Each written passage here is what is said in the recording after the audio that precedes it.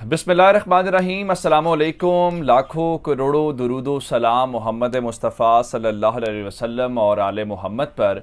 मैं हूँ उमर दराज गोंदल और आप मेरा यूट्यूब चैनल देख रहे हैं। नाज़रीन, इस वक्त जो पूरी की पूरी अमरीकी अजारादारी है दुनिया के ऊपर, और जो अमरीका जिसको वो अपने आप को सुपर पावर कहता है, वो उसका डॉलर है, वो उसका मुआशी निज़ाम है जिसके ज़रिए पूरी दुनिया को वो कंट्रोल करता है। आप आईएमएफ को देखना चाहते हैं, आप बैंकारी का निज़ाम देखना चाहते हैं, आप इंटरनेशनल तिजारत, जो जितने भी ऑयल की ख़रीदारी है, जो भी मतलब अगर आप इंडिया और पाकिस्तान में आपस में कुछ ख़रीदेंगे तो हम भी डॉलर में ख़रीदेंगे। हालांकि हमारे बॉर्डर एक साथ लगते हैं, हमारी जो करेंसीज अपनी हैं हम उसमें तिजारत नहीं कर सकते। लेकिन इस सारी सूरत हाल ने, ये जो भी यूक्रेन रूस जंग हुई है, इस दौरान बहुत सारों के कान खोल दिए हैं। और कभी कभी कहते हैं कि आप जो चाल चल रहे होते हैं वही चाल आपको उल्टी पड़ जाती है। अब ये चाल जो है अमेरिका को उल्टी पड़ गई है। चाल उल्टी इसलिए पड़ गई है कि उनकी अमरीकी करेंसी के खात्मे की जाने पहला कदम उठ गया है, और अमली तौर पे उठ गया है। और फिर हैरान कुन तौर पे ये कदम जो है अमरीका के जेरे असर रहने वाले और अमरीका के जो इत्तेहादी जिनको हम कहते हैं अरब ममालिक, उन्होंने इसमें पहल कर ली है। और चीन और रूस तो पहले ही तैयार थे। तो अब मैं आपको बताने ये वाला हूं कि जो ऑयल की इंटरनेशनल ट्रेड है वो अमरीकी डॉलर में नहीं होगी, अब वो चीनी करेंसी के अंदर होगी। और ये बाकायदा ऐलान अमरीकी अखबार कर रहा है। खबर मैं आपके सामने रखूंगा, और फिर इस सारी सूरत हाल के दौरान पाकिस्तान के लिए इसमें क्या खुशखबरी है। ये असल बात है कि अगर हमारे पास जो चाइनीज़ करेंसी के अंदर तिजारत हो, हमें उसमें कितना ज़्यादा फ़ायदा है, हमारी मैशत को कितना ज़्यादा फ़ायदा है। और फिर आखिर में यूरोपीय यूनियन ये भी अमरीका के ऊपर शक कर रहा है। वो कह रहा है कि आपने तो अपने मफादात के लिए, लेकिन आपने हमारी मैशत को डबोने के किरदार जो है पूरा अदा किया है। ये डिटेल्स आपके सामने रखेंगे। लेकिन अगर आपने अभी तक चैनल सब्सक्राइब नहीं किया और आप चाहते हैं कि आपको मुस्तनद और बार बार खबरें मिलती रहें, तो हमारा चैनल सब्सक्राइब कर लीजिए, बेल आइकन के ऊपर क्लिक कर लीजिए, ताकि हमारी आइंदा आने वाली वीडियोस बर वक्त आप तक पहुंच रहे। आपको अंदाजा है कि इस वक्त जो इंटरनेशनल मार्केट के अंदर जो तेल की पैदावार को लेकर बड़े ममालिक हैं, उसमें सऊदी अरब उन पहले 3 ममालिक के अंदर उसका शुमार होता है। अभी आपने हाल ही में देखा कि जब यूक्रेन और रूस की वॉर शुरू हुई तो अमेरिका ने क्या किया कि उन्होंने रशियन ऑयल के ऊपर पाबंदी लगा दी। और रशियन ऑयल के ऊपर पाबंदी लगाने के बाद उन्होंने सऊदी अरब और मुत्तहिदा अरब अमारात से कांटेक्ट किया और उनसे ये कहा, लेकिन कहना तो ये था कि आप तेल की पैदावार बढ़ाएं। लेकिन हैरान कुन तौर पे एक और जो मामला वहां पे हुआ कि सऊदियों ने अमरीकी सदर का फोन सुनने से इनकार कर दिया। अब ये बड़ा अनप्रेसिडेंटेड था। अगर आप मेरी वो वीडियो जाके देखें तो मैंने यही लफ्ज उस दिन भी इस्तेमाल किया था कि ये अनप्रेसिडेंटेड है कि अरब अब अमरीकी सदर का फोन भी नहीं सुनेंगे। तो उसके बाद एक और सूरत हाल हमने देखी कि जो जब विंटर ओलंपिक्स हुई थी तो उन विंटर ओलंपिक्स के अंदर पूरे मगरब ने बायकॉट किया चीन का। लेकिन ये जो अरब ममालिक हैं ये सारे के सारे वहां पे गए, जिसमें मुत्तहिदा अरब अमारात के क्राउन प्रिंस भी शामिल थे।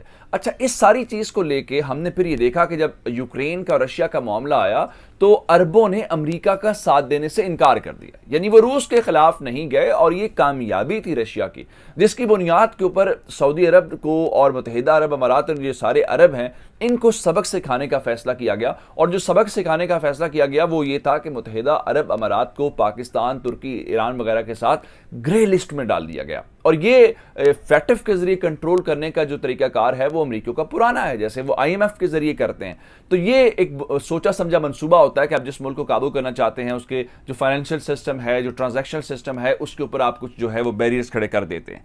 लेकिन अब इस सारी सूरत हाल ने, इस सारी जो चीजें हुई, उन्होंने एक ऐसा कदम उठाने के ऊपर मजबूर कर दिया है जो अमरीकी जो बादशाहत है, जो अमरीकी अजारादारी है, जिसके लिए पूरे निज़ाम को कंट्रोल करते हैं, वो खतरे में पड़ गई। मैं आपको बताना ये चाहता हूं कि कुछ रोज पहले यूरोपीय यूनियन के एक लीडर ने कहा था कि हम रशिया और चाइना के खिलाफ इसलिए हैं कि ये दोनों मिलकर जो मौजूदा वर्ल्ड ऑर्डर है उसको तब्दील करने की कोशिश कर रहे हैं।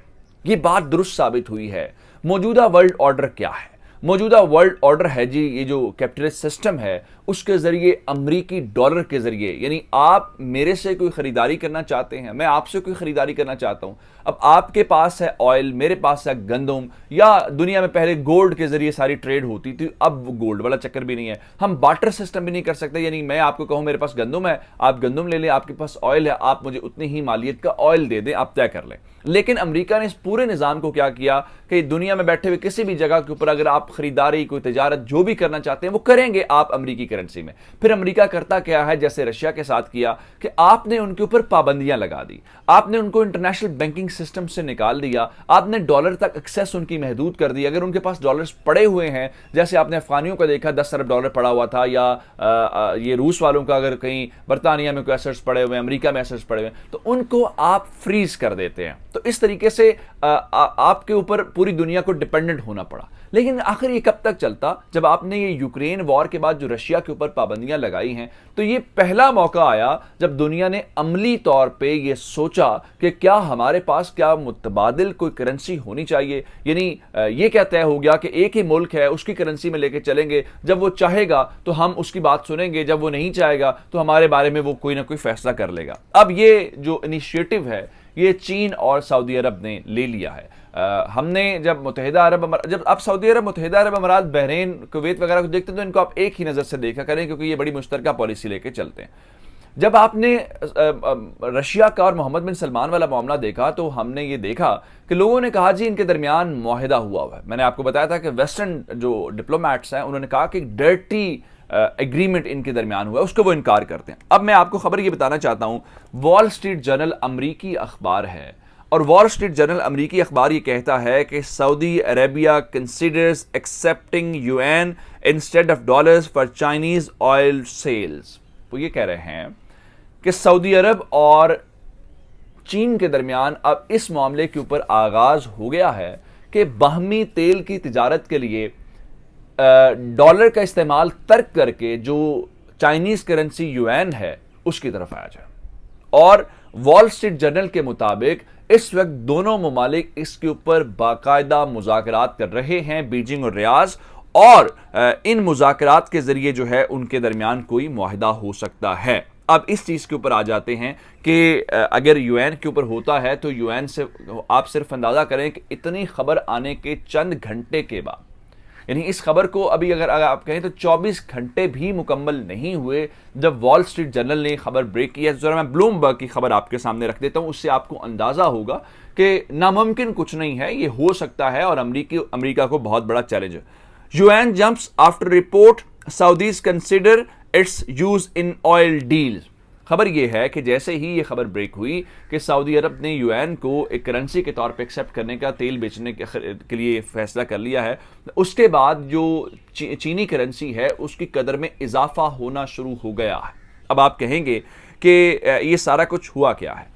एक तो चाइनीज़ के लिए और रशियंस के लिए सारा मिल के वो अमेरिका के सामने खड़े हो रहे हैं। आपको अंदाज़ा है कि इस पूरी वॉर के अंदर चाइनीज़ के ऊपर, मैंने आपको कल खबर दी थी कि 7 घंटे तक अमेरिकी नेशनल सिक्योरिटी एडवाइज़र बैठ के उनको सिर्फ ये कन्विंस करने की कोशिश कर रहे हैं कि आप मेहरबानी करें, आप इस जंग में हिस्सा ना बने। और फिर विंटर ओलंपिक्स के ऊपर चाइना ने अपने आप को मुतबादिल के तौर पर पेश किया और दुनिया को ये बताया कि अमेरिकी बाइकआउट के बावजूद वो दुनिया का एक ब्लॉक खड़ा कर सकते हैं और उनके पास मुतबादल लीडरशिप मौजूद है, जिसमें रशिया जारी बात है उनको सपोर्ट करता है, रशिया को वो सपोर्ट करते हैं।